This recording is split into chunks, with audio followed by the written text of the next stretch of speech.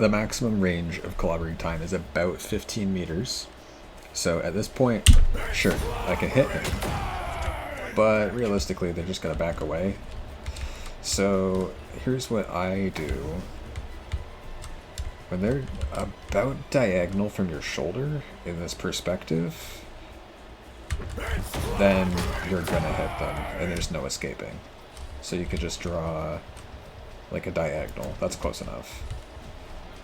This is a great view because it shows you just what the shape of clobbering time is. It goes over terrain. You could throw it into the mission vehicle. I lost a few of my first games, you know, when the thing launched, because I didn't realize you could just shoot it through terrain.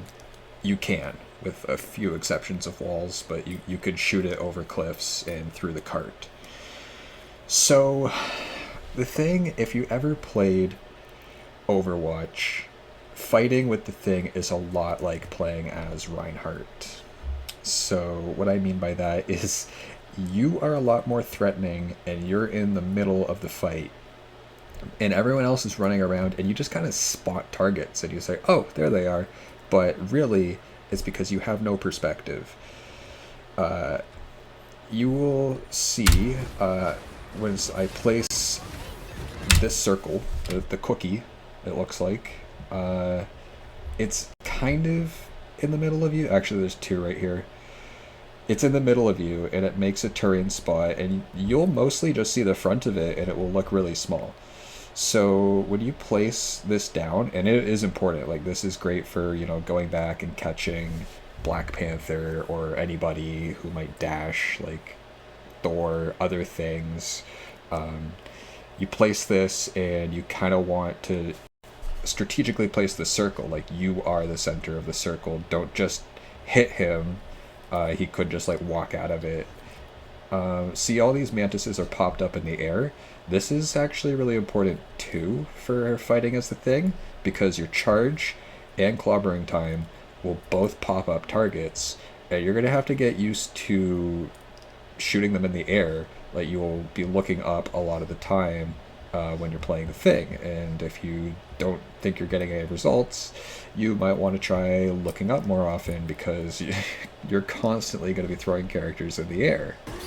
Here's a quick tip to avoid overcommitting. You can backpedal while throwing these haymakers, because they pop you, the punching pops you forward, and then you could just keep backpedaling, and you won't quite stay in space, you won't stand perfectly still, but you have the freedom to keep moving backwards while also threatening the tunnel.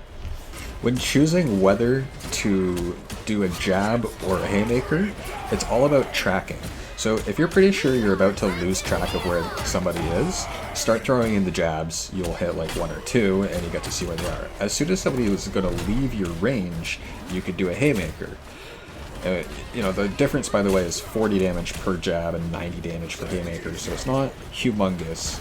But right here, see, I'm tracking him because he's hopping around, and then he leaves my range a bit, so I do a haymaker. Be sure to hit the healers with clobbering time so that they can't just ultimate or heal out of it. If you're ever filming these things, go into parameters and turn off the timer. Gosh. Why is there one? I don't know. So when you're aiming the charge, pop them in the air, and then do it here. So now that they're trying to escape, they have all of this ground to cover. I would get used to aiming the charge, specifically turning in the middle of it, because you start slow and then you immediately pick up momentum. You'll get used to it. If you ever played Gears of War, it's like running in that game. Just start charging. See, you do a big, quick circle, and then slow down, you lose your momentum.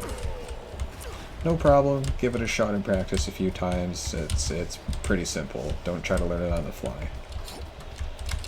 Your charge will protect you from any crowd control at all, and it comes out really quickly. Get used to popping your charge and saving your charge for an ultimate, or for something as simple as a sleep bomb or a snowball. Two quick tips. Number one, you're great at camping corners. Here I see my revive is in a questionable spot, so I start hiding here with my punch. The other one is that you can clobber in time straight through Strange's shield. Thanks for watching. As one final thing, listen to the Thing's voice in these clips. I think that they use old footage. Check this out. His voice is way deeper. Okay, he's gonna leap in a second. It definitely changed his voice. Okay, thanks for watching.